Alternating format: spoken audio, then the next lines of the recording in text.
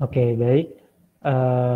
Bismillahirrahmanirrahim. Assalamualaikum warahmatullahi wabarakatuh. Waalaikumsalam warahmatullahi wabarakatuh. Alhamdulillah, teman-teman semua, kita masih bisa dipertemukan di perkuliahan mikroteknik, terutama untuk mikroteknik hewan. Nah, untuk pertemuan pada hari ini, kita nanti akan membahas salah satu metode ya, yaitu adalah metode apusan. Sepertinya untuk kelas A sendiri sudah praktikum ya? Sampai mana Sudah, praktikumnya? Sampai mana sudah. praktikumnya? Semalam apusan darah, Pak. Oh ya udah, oke berarti ini sudah teman-teman praktikumkan. Berarti nanti di sini kita mengulas kembali apa yang sudah dipelajari ya pada saat praktikum. Nah kemudian nanti kita bisa berdiskusi bersama. Marilah kita mulai perkuliahan pada siang hari ini dengan bacaan basmalah. Bismillahirrahmanirrahim. Saya langsung mulai untuk perkuliahan hari ini mengenai teknik apusan darah. Bukan darah ya, teknik apusan saja deh. Untuk teknik apusan sendiri itu memang salah satunya digunakan untuk diagnosa permasalahan-masalahan histologi dan sitologi. Mungkin saya kasih taunya ini lebih ke permasalahan sitologi. Kenapa kok ke permasalahan sitologi? Karena memang tidak semua struktur pada sebuah jaringan itu dapat dipotong. Mungkin teman-teman semua sudah mempelajari bersama pada saat mata kuliah histologi, ada 4 jaringan dasar pada hewan dan pada manusia, yaitu jaringan epitel, jaringan ikat, kemudian saraf, dan otot. Nah, kita fokus saja salah satu contoh adalah jaringan ikat. Berbagai macam jenis jaringan ikat itu menyusun tubuh kita melalui ikat padat, ikat longgar, pembuluh jaringan darah itu merupakan salah satu jaringan ikat, kemudian tulang. Nah, saya akan fokuskan lagi salah satu contoh dari jaringan tersebut. Contohnya adalah darah. Bahwa jaringan ikat ini memiliki karakteristik tertentu, yaitu dia memiliki cairan matriks atau dia memiliki matriks. Dia memiliki matriks yang sangat banyak, bahkan beberapa komponen matriksnya itu berupa cairan, salah satunya adalah darah. Sehingga tidak bisa kalau misalnya kita amati menggunakan teknik pemotongan. Kita tidak bisa memotong darah. Bagaimana cara memotong darah itu kan nggak bisa. Nah, sehingga muncullah salah satu alternatif atau metode khusus yang digunakan untuk mengambil atau mengamati sebuah jaringan yang jaringan tersebut itu tidak perlu dipotong. Berbeda dengan jaringan pada tumbuhan, kalau misalnya tumbuhan itu kan pastinya dia memiliki yang namanya dinding sel, sehingga kalian bisa amati, teman-teman bisa potong, kalian bisa mengambil struktur jaringan epidermis pada radioscaler, teman-teman bisa mengambil batang pada umbi dan lain sebagainya, sehingga tidak perlu teknik khusus, langsung diamati di kaca preparat bisa terlihat dengan jelas, tetapi tidak bisa untuk jaringan pada hewan, terutama jaringan ikat. Nah, metode ini jauh lebih menguntungkan lagi. Kenapa? Karena salah satu keunggulan dari teknik apusan ini adalah dia itu tidak merusak tubuh.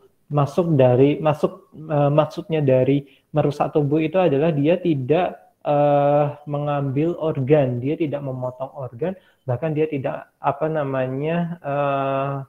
istilahnya itu mengambil sampel organ dari pasien ataupun dari hewan uji, sehingga jauh lebih tidak invasif atau tidak menyakitkan.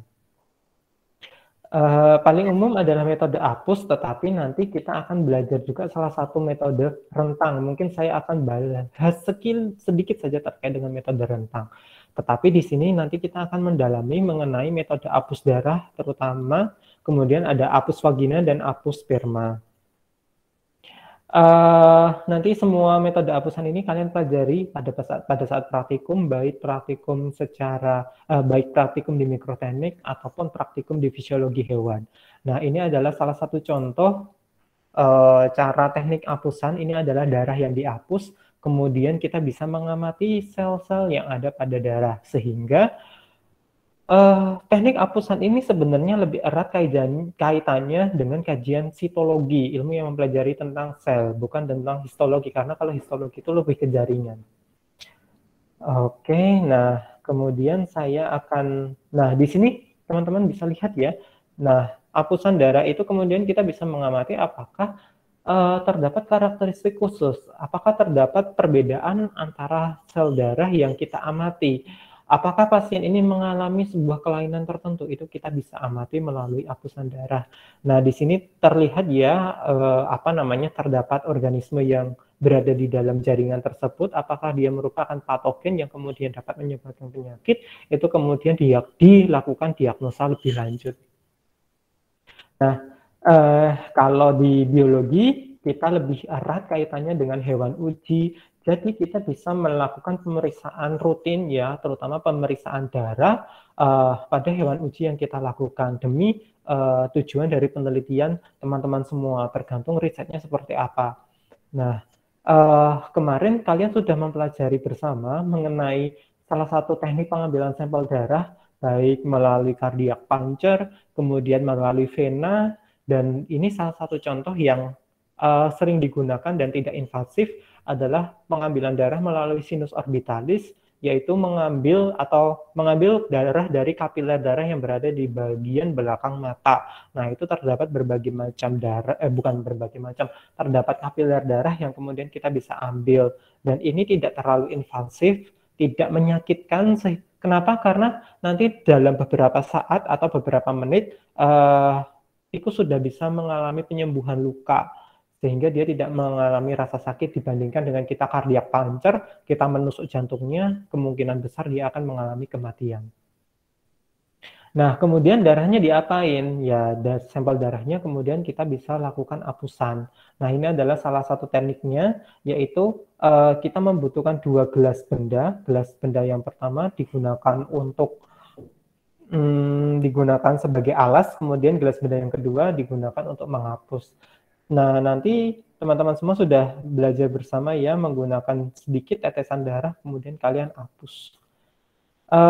Jadi ini merupakan suatu metode, yaitu dengan cara mengoles atau membuat selaput atau film dari substansi yang berupa cairan atau bukan cairan, yang dari gelas benda, kemudian kita fiksasi, kita warnai, dan kita tutup menggunakan cover slip atau bisa tidak ditutup. Kalau misalnya pada darah, kita tidak tutup. Ada beberapa yang perlu kita perhatikan, terutama pada tebal film. Jadi tidak boleh film yang dihasilkan itu terlalu tebal. Kenapa? Karena kalau terlalu tebal, darah tidak bisa diamati, selnya numpuk, jumlahnya banyak, kita tidak bisa hitung, dan kita tidak bisa amati bentuk sel dari satu persatu, itu kita susah. Kemudian kita juga perlu melihat larutan fiksatifnya. Kita harus melakukan beberapa step. Beberapa metode seperti apusan darah dan apusan sperma itu perlu yang namanya larutan fiksasi agar tidak terjadi perubahan morfologi bentuk fungsi dari selnya. Jadi kita perlu larutan fiksasi. Kemarin mungkin teman-teman semua sudah fiksasi menggunakan larutan metanol. Kemudian kita perlu staining. Kenapa? Karena untuk memberikan karakteristik untuk identifikasi ya, perbedaan antara satu sel dengan sel yang lain. Nah, salah satu tujuan dari metode apus adalah digunakan untuk melihat kelainan. Dari situlah kita bisa mendiagnosa mendiagnosa penyakit-penyakit tertentu seperti anemia. Kita bisa melihat apakah terdapat perbedaan karakteristik antara satu sel dengan sel yang lain, sel darah satu dengan sel darah yang lain. Apakah sel darah ini termasuk normal atau tidak? Kalau dia abnormal, bentuknya seperti apa? Karakteristiknya bagaimana? Itu kita bisa identifikasi. Atau leukosit. Leukosit itu kalau misalnya orang yang mengalami leukemia, itu dia memiliki jumlah leukosit yang cukup banyak, sebarannya cukup banyak, kemudian ukurannya jauh lebih besar. Itu kita bisa identifikasi menggunakan apusan darah. Kemudian tadi infeksi ya, apakah terdapat infeksi bakteri, virus, patogen-patogen yang lain, kemudian menyerang pada bagian jaringan darah kita, sehingga kita mengamati pada darah kita itu adakah agen-agen penginfeksinya atau tidak. Ada beberapa contoh untuk larutan fiksasi, yaitu adalah fiksasi sediaan kering dan fiksasi sediaan sebelum kering. Kalau yang sediaan kering, setelah kering ya, sediaan kering itu kita keringkan terlebih dahulu biasanya darahnya, jadi kita pulas darahnya yang pertama, habis itu baru kita fiksasi.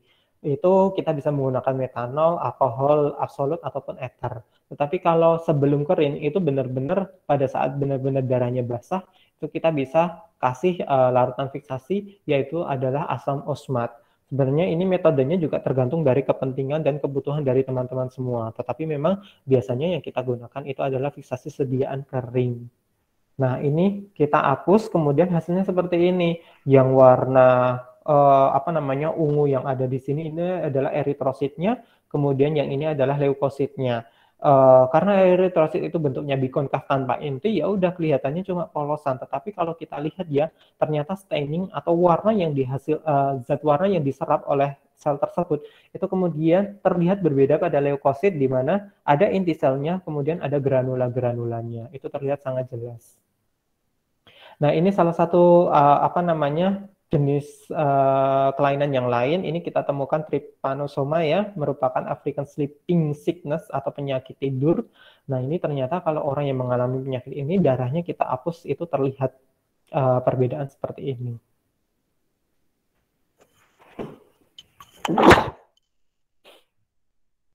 Saya lanjutkan ya. Nah, di sini mungkin saya ingin sedikit bertanya dengan teman-teman semua.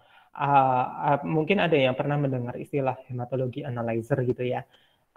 Atau mungkin baru pertama kali lihat alat ini. Ada yang bisa memberikan pendapat mengenai kira-kira perbedaan fungsi antara hematologi analyzer dengan apusan darah itu apa ya? Ada yang bisa membantu saya menjawab atau menerangkan ke teman-teman semua? Nggak apa-apa, pendapat saja, tidak harus benar.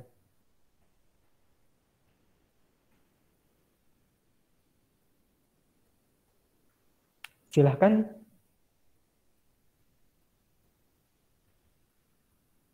Kira-kira saja.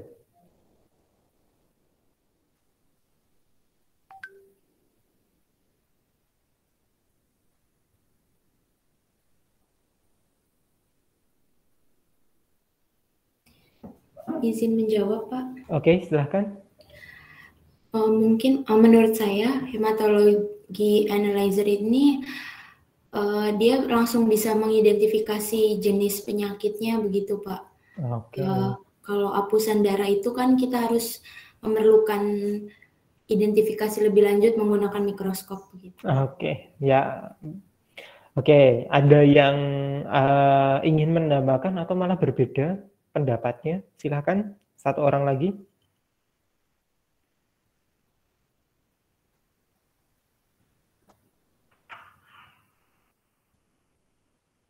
Tadi ada clue juga sih menggunakan mikroskop. Nah, kira-kira bedanya apa ini? Ada yang bisa menjawab atau membantu jawaban atau menambahkan atau malah berlainan pendapatnya? Silahkan. Satu orang saja.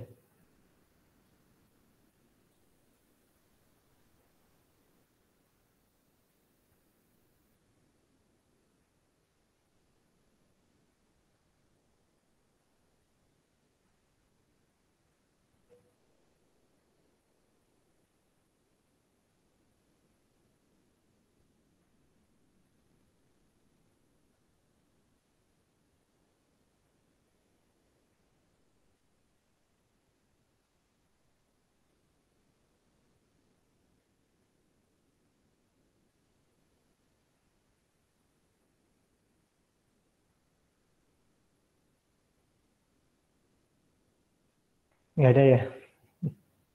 Pak, izin menjawab, Pak. Oke, silakan.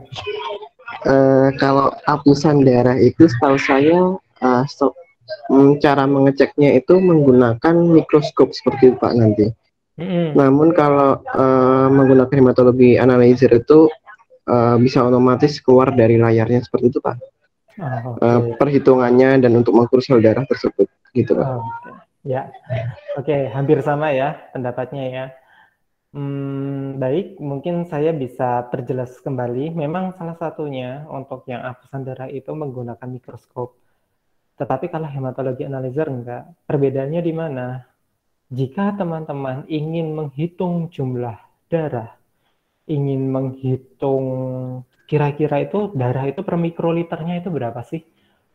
Berapa juta sel gitu ya. Kan kalau kita tahu ya, eritrosit normal orang itu sekitar 5-10 juta.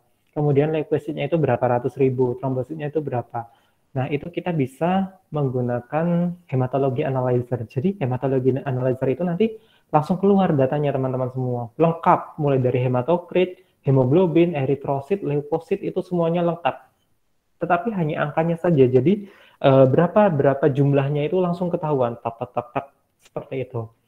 Sedangkan apusan darah itu balik lagi ya, mohon maaf, sehingga hematologi analyzer ini datanya adalah kuantitatif, data berupa angka.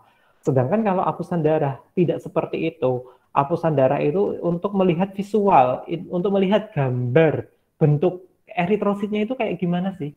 Bentuk sel darah putihnya seperti apa? Jenis-jenis dari sel darah putihnya gimana? Mana yang termasuk neutrofil, mana yang termasuk monosit, kira-kira karakteristiknya itu gimana?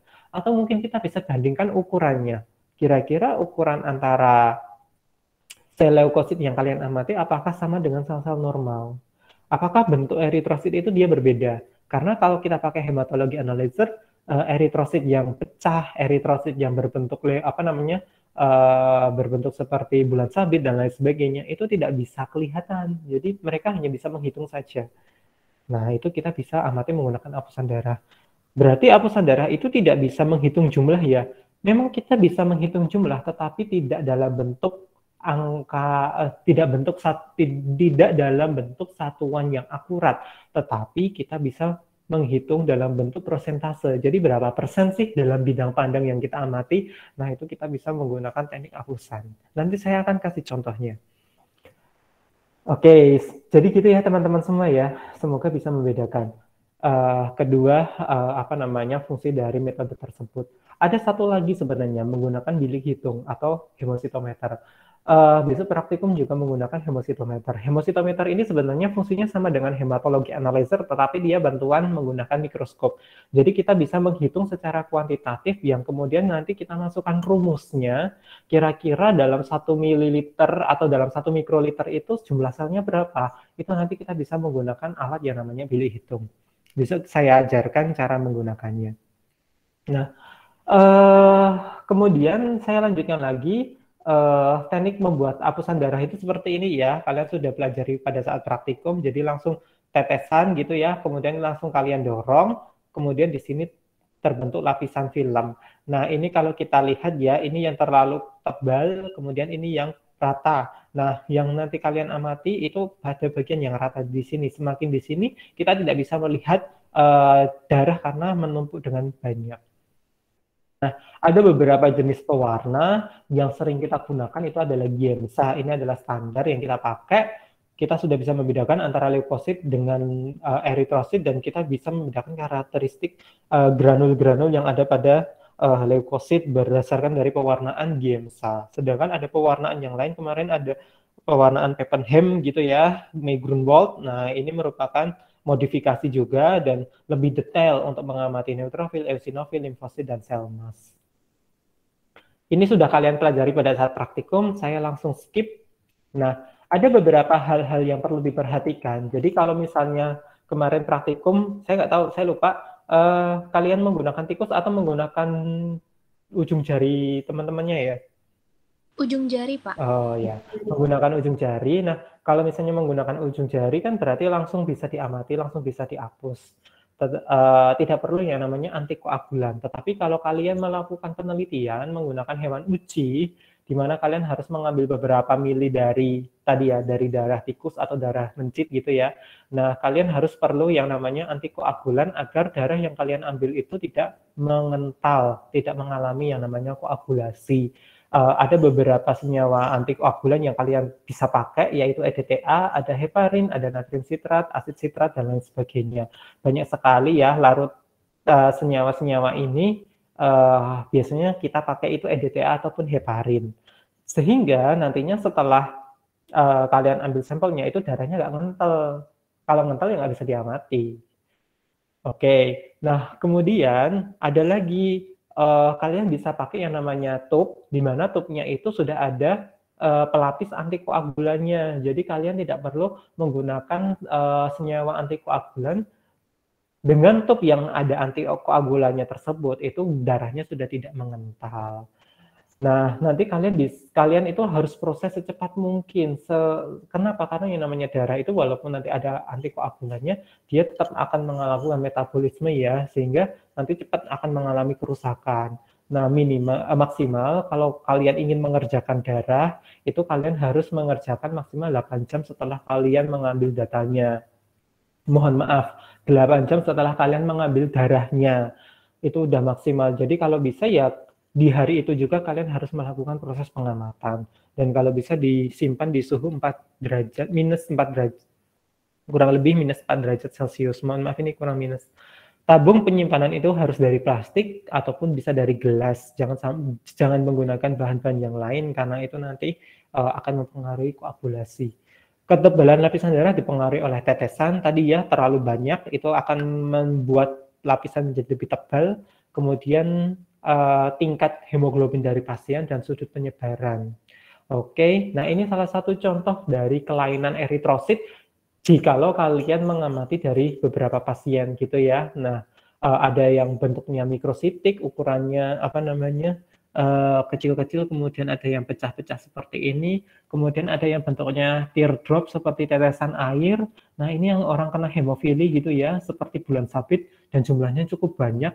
Ada bentuk-bentuk yang lain, bahkan ada yang mengalami krenasi atau istilahnya adalah bull cells. Jadi selnya itu kalau pada tumbuhan itu istilahnya plasmolisis gitu ya. Nah, ini selnya itu mau pecah, mau rusak, berbentuk seperti duri-duri. Nah, itu adalah kelainan pada eritrosit. Dengan kelainan seperti itu, jelas fungsi dari eritrosit pada pasien tersebut tidak akan bekerja secara maksimal. Jadi dia tidak bisa dia tidak bisa mengangkut oksigen secara baik. Tidak afdol kalau misalnya tidak memberikan contoh penelitian. Nah, di sini saya mencoba sharing ya. Jadi saya penelitian dengan mahasiswa tentunya, penelitian tugas akhir gitu ya, joint research mahasiswanya, itu kita melakukan penelitian menggunakan ekstrak etanol daun pepaya terhadap profil darah tikus. Kenapa? Karena saya melihat ada potensi dari daun pepaya untuk meningkatkan profil darah terutama eritrosit dan hemoglobin. Kenapa? Karena pepaya, terutama varietas Kalina, ini merupakan varietas unggul yang dibudidayakan di Indonesia. Ukuran tanamannya itu relatif pendek gitu ya, pepayanya, bukan yang tanaman pepaya yang tinggi gitu kan, sehingga daunnya kita bisa petik, kita bisa ambil. Nah, daun itu ternyata berdasarkan dari kajian-kajian sebelumnya, dia memiliki banyak senyawa aktif, memiliki metabolik sekunder yang bermanfaat, terutama dia dapat meningkatkan profil darah, kemudian dia sebagai imunostimulator dan antioksidan. Ada beberapa senyawa seperti alkaloid, tanin, triterpenoid, saponin, dan flavonoid.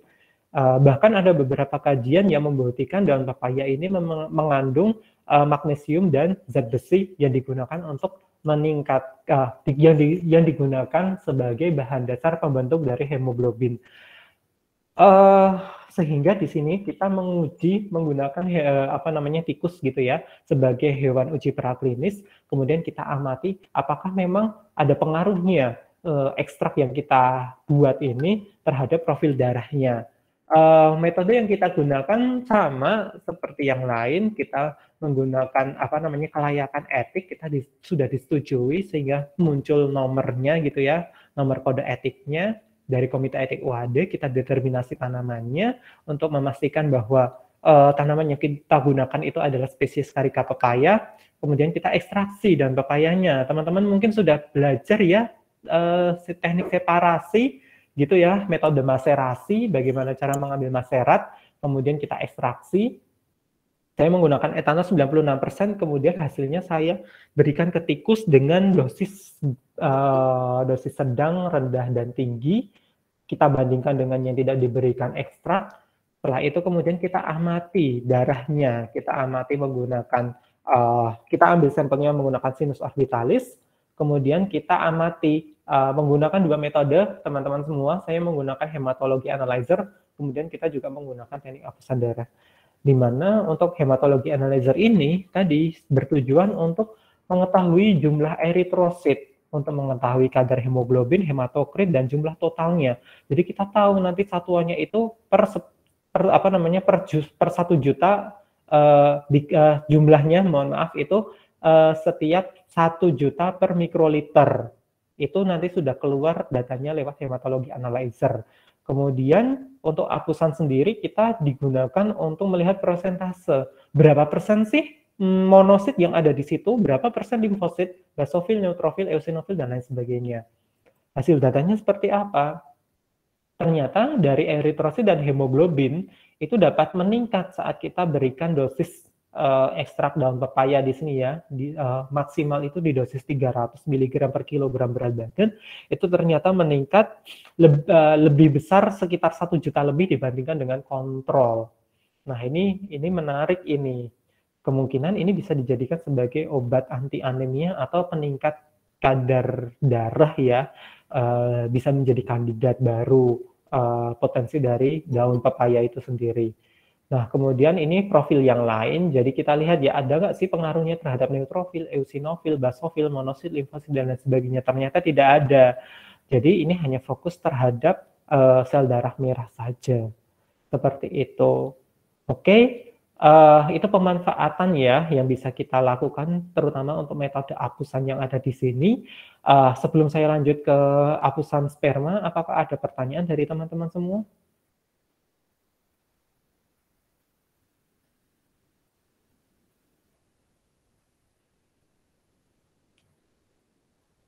Tidak ada ya. Kalau tidak ada, saya lanjutkan. Yang kedua adalah teknik hapusan sperma. Cara kerjanya, prinsip dasarnya sama dengan hapusan darah.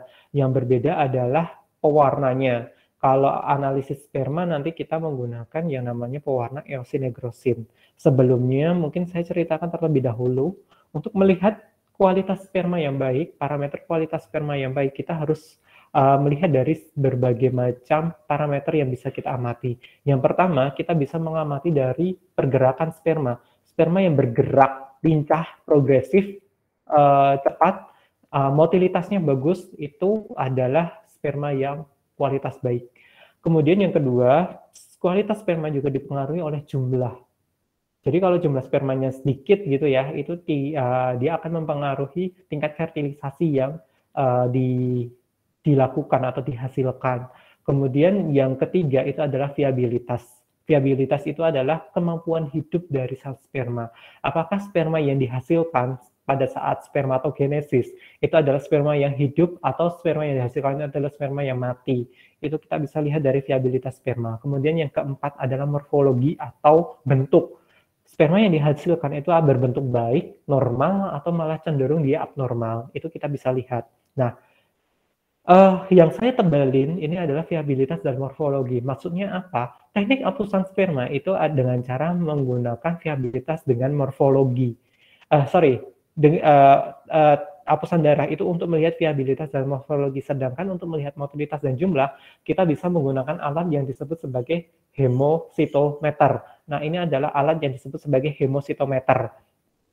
Besok kalian akan pakai alat ini, kalian praktikumkan di fisiologi hewan eksperimental, kemudian kalian bisa melihat sperma yang bergerak, itu adalah motilitas sperma. Kemudian kalian bisa hitung jumlah sperma dalam kotakan ini, kemudian kalian tinggal kalikan dengan rumus, kemudian hitung, oh kira-kira jumlah sel spermanya itu berapa. Itu adalah pengamatan menggunakan hemositometer. Bagaimana dengan pengamatan morfologi dan viabilitas sperma? Itu kita bisa menggunakan teknik hapusan dengan pewarnaan yang disebut sebagai negrosin eosin. Staining ini digunakan untuk melihat apakah sperma itu hidup atau tidak. Nah, di sini kayak saya kasih contoh ya, sperma manusia. Mungkin kalian perlu mendengarkan dengan seksama perbedaan antara sperma hidup dengan sperma mati. Sperma yang hidup itu adalah sperma yang tidak terwarnai. Sedangkan sperma yang mati itu adalah sperma yang terwarnai, itu adalah viabilitasnya seperti itu. Yang jadi pertanyaan, kenapa bisa? Karena yang namanya sperma yang masih hidup itu permeabilitas pada bagian membrannya itu masih cukup bagus, sehingga dia masih bisa menyeleksi, kemudian dia bisa masih mempertahankan tingkat osmolaritas yang ada pada bagian membrannya. Maka senyawa yang ada di luar itu tetap tidak bisa masuk, termasuk dari zat warna itu sendiri. Nigrosin, iosin itu tidak bisa masuk. Maka sel sperma itu cenderung tidak terwarnai, atau dalam hal ini warnanya bening.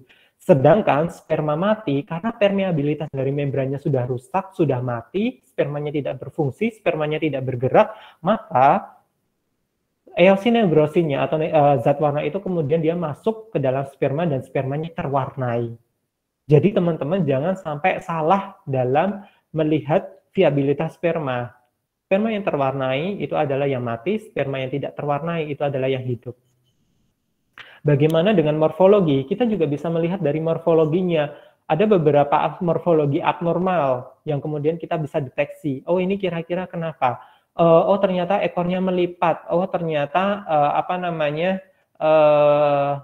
ekornya ini ekornya melengkung, ada yang melipat, ada yang kepalanya double, ada yang tidak punya kepala, ada yang memiliki bagian-bagian yang lain, misalnya seperti itu. Sehingga dengan karakter sperma yang abnormal seperti ini, sperma tidak dapat bergerak dengan bagus. Ini biasanya kita cek, yang sering ngecek kayak gini adalah balai inseminasi. Teman-teman kalau misalnya besok kerja praktek di dinas peternakan, terutama ke hewan-hewan ruminansia yang kita ambil spermanya untuk kita bekukan, kita inseminasikan, itu biasanya spermanya itu kita cek terlebih dahulu, viabilitasnya bagus atau enggak, morfologinya bagus atau enggak. Kalau bagus nanti kita lanjutkan ke cryosection, cryopreservasi, cryosection itu pemotongan ya, cryopreservasi untuk kita bekukan sehingga nanti akan menjadi sediaan-sediaan sperma beku yang bisa diperjualbelikan. Ini adalah beberapa contoh sperma pada sapi. Mungkin itu saja. Apakah ada pertanyaan? Oh iya, tambahan lagi untuk yang sperma. Nah, ini salah satu pengalaman saya bersama dengan mahasiswa tentunya. Itu kita penelitian untuk mengetahui potensi dari kulit buah kopi gitu ya. Di tahun 2020 kita melakukan penelitian. Kita menggunakan mencit yang diinduksi etanol, karena anggapannya etanol itu sering dikonsumsi sebagai dia merupakan alkohol gitu ya, minuman memabukkan, sehingga kita lihat ternyata ada kemampuan reaktif ada kemampuan radikal bebas yang kemudian dapat merusak sel termasuk dari sel sperma itu sendiri, sehingga senyawa antioksidan pada kulit buah kopi ini kita injeksikan. Kita berikan secara oral kepada mencit, kemudian kita lihat terdapat perbaikan atau tidak, gitu. Nanti hasilnya teman-teman bisa baca sendiri di jurnal yang kita terbitkan. Nah, di sini saya ingin membandingkan tadi ya antara sperma yang hidup dengan sperma yang mati. Saya hanya menggunakan pewarnaan eosin saja karena pada saat itu kita tidak memiliki nigrosin. Kalau kita lihat di sini, spermanya terlihat bening ya, terlihat bening pada bagian tubuhnya. Kemudian kalau yang di sini full semuanya, mulai dari kepala sampai ekor dia terwarnai. Ini menandakan bahwa sperma ini mengalami kematian atau sperma yang non viable. Kemudian, nah di sini ada berbagai macam karakteristik yang lain. Ini adalah sperma yang normal. Ini yang bentuknya tidak normal, kepalanya tidak normal. Ini yang kepalanya melengkung, ini dia tidak memiliki kait. Kok tidak memiliki kait? Karakteristik khusus pada mencit dan tikus itu pada bagian kepala di atas akrosomnya, itu dia memiliki yang namanya hooks atau dia memiliki yang namanya kait. Itu kita temukan pada tikus dan kita temukan juga pada mencit. Tetapi kita tidak temukan pada manusia dan sapi karena mereka gundul kepalanya. Spermanya gundul, tetapi kalau ada tikus dia punya kait, dan kait ini fungsinya untuk nyantel sehingga penetrasinya jauh lebih mudah ke sel telur. Kemudian di sini ada jenis-jenis yang lain, kepala pipih, dan bahkan kita juga temukan ekornya yang pendek. Gitu ya, jadi memang banyak sekali yang bisa kita lakukan, banyak sekali yang kita bisa teliti dan amati berdasarkan dari metode yang sudah kita pelajari bersama. Sebelum saya lanjut ke apusan vagina, apakah teman-teman semua ada pertanyaan?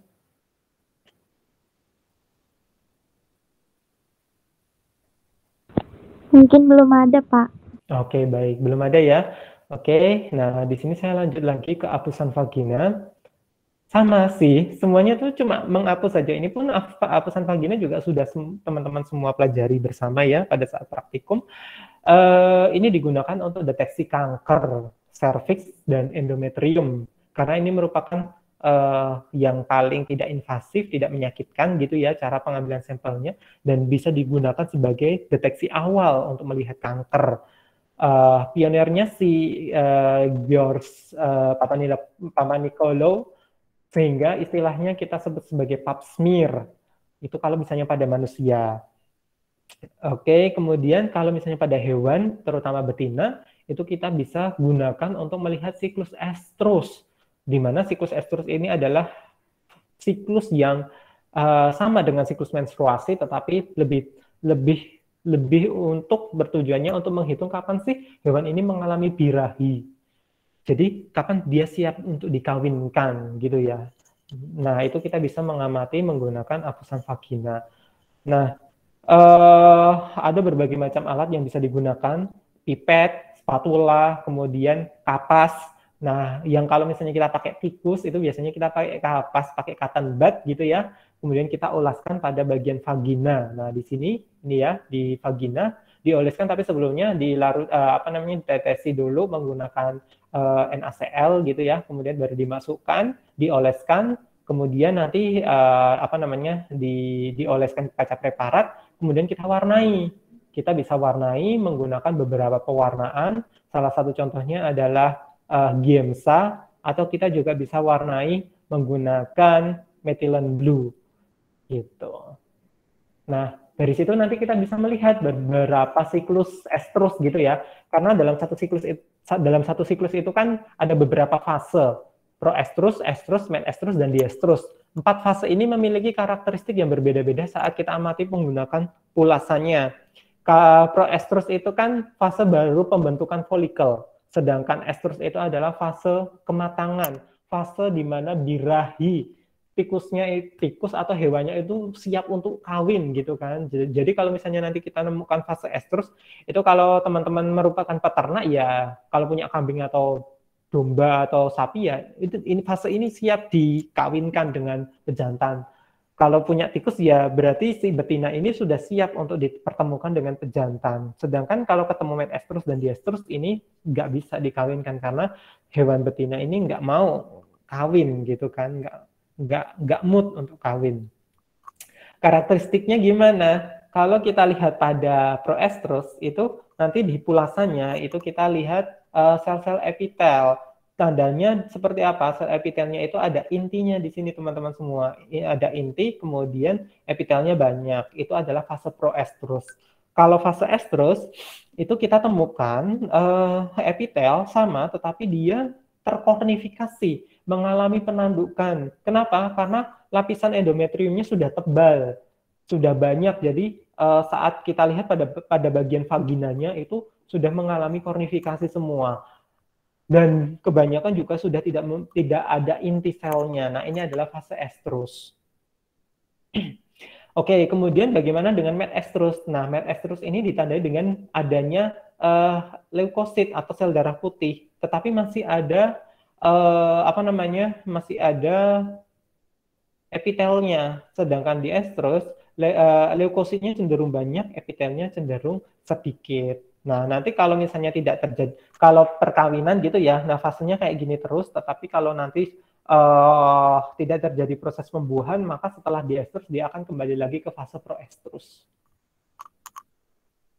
Nah, ini saya coba cuplik menggunakan jurnal yang jauh lebih bagus lagi. Nah, mereka menangkap gambar layar yang lebih detail gitu ya. Ini adalah sel epitel, yang bintik-bintik ini adalah leukosit. Jadi kalian bisa membandingkan, beda loh antara leukosit dengan sel epitel. Ukuran sel epitel lebih besar dibandingkan dengan leukosit. Ini pun juga sama. Oke, ini adalah epitel. Nah, ini kelihatan ya epitelnya ada intinya. Nah, ini terlihat sangat jelas. Kemudian kalau yang di sini ini adalah kondisi leukositnya cenderung lebih banyak. Gitu ya. Nah, ini pewarnaannya, yang warna A itu dia pakai Giemsa, kemudian yang B dan C itu menggunakan toluidine blue. Ini juga yang ini menggunakan Giemsa, kemudian yang ini menggunakan, yang biru menggunakan Giemsa, yang ini toluidine blue. Kita lihat, ini terlihat banget ya, sel-sel epitelnya sudah banyak yang tidak memiliki inti, berarti ini sudah mengalami kornifikasi. Kalau yang di sini, perbandingan antara epitel dengan leukositnya cenderung banyak leukosit. Gitu. Nah, ini tipenya adalah neutrofil. Oke, saya lanjutkan lagi. Nah, si peneliti ini kemudian dia membandingkan antara mencit dengan tikus, bagaimana fasenya di estrusnya, kemudian dari fase tersebut itu jumlah leukositnya persentasenya seperti apa, neutrofilnya bagaimana. Ternyata kalau kita lihat hasil penelitiannya menunjukkan bahwa pada fase met-estrus dan estrus itu sel yang terkornifikasi pada mencit itu cenderung lebih banyak dibandingkan dengan pada tikus. Gitu ya. Jadi walaupun dalam famili yang sama, ternyata ada sedikit perbedaan terkait dengan fase siklus estrusnya. Ini baru mencit dengan tikus, kita bisa bandingkan siklus estrus hewan-hewan yang lain. Kalau manusia nggak ada ya, manusia itu kan menstruasi. Nah, kemudian apa yang dilakukan kalau misalnya nanti memang penelitian kita bertujuan untuk mengkawinkan gitu ya, untuk melihat anakan, kira-kira anakannya seperti apa gitu ya, atau di sini ada yang ingin ternak tikus gitu ya. Saat teman-teman sudah menghapus vagina dari tikus, kemudian kalian lihat, oh ternyata yang ditemukan itu adalah fase estrusnya, nah kalian cukup datangkan si pejantan, masukkan ke kandang, kemudian kalian kawinkan gitu ya, biasanya 1:2, satu pejantan 2 betina gitu ya. Nah itu kemudian dikawinkan. Nah kalau kita lihat saat sudah terjadi perkawinan ini muncul yang namanya vaginal plug. Ini adalah bekas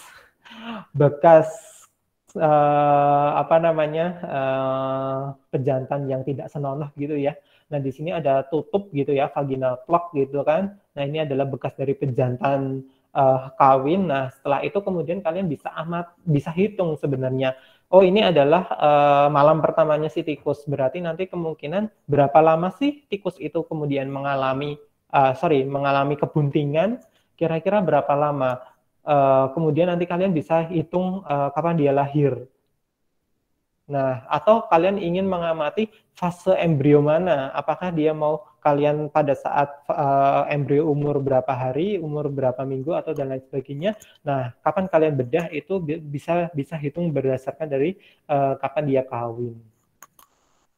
Gitu ya, teman-teman semua. Nah, terakhir adalah metode rentang. Ini sama dengan metode yang lain. Jadi, metode apus, hanya saja kalau rentang ini gini. Kalian mungkin pada saat bedah, pernah nggak sih ngelihat ada yang namanya jaringan ikat gitu ya. Ada mesenterium, peritoneum, atau bahkan perikardium. Jadi kalau perikardium itu kan selaput yang melapisi jantung. Peritoneum itu yang pada bagian perut abdominal.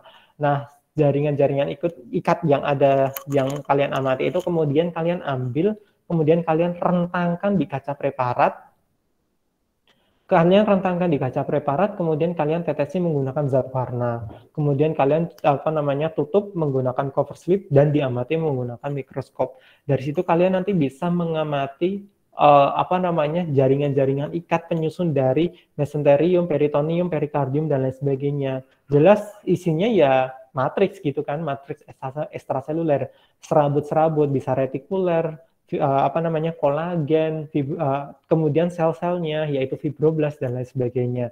Nah, ini bisa diamati untuk penelitian-penelitian yang mengenai jaringan ikat gitu. Tapi memang jujur untuk di kita itu masih belum diaplikasikan. Kita lebih condong ke teknik apusan dan ke teknik metode parafin.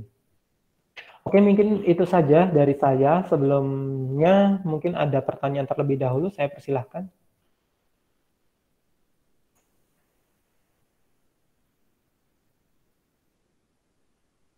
Apakah ada pertanyaan?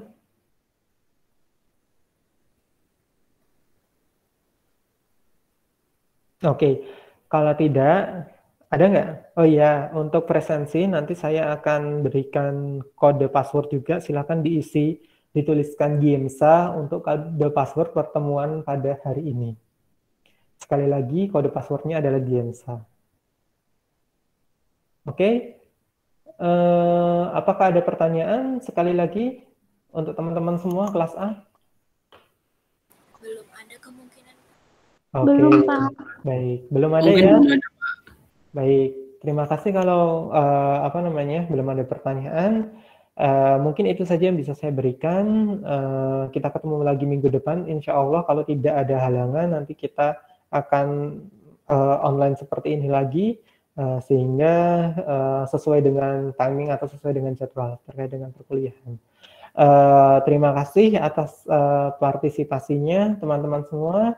Mari kita akhiri pertemuan hari ini dengan bacaan hamdalah bersama-sama. Alhamdulillah.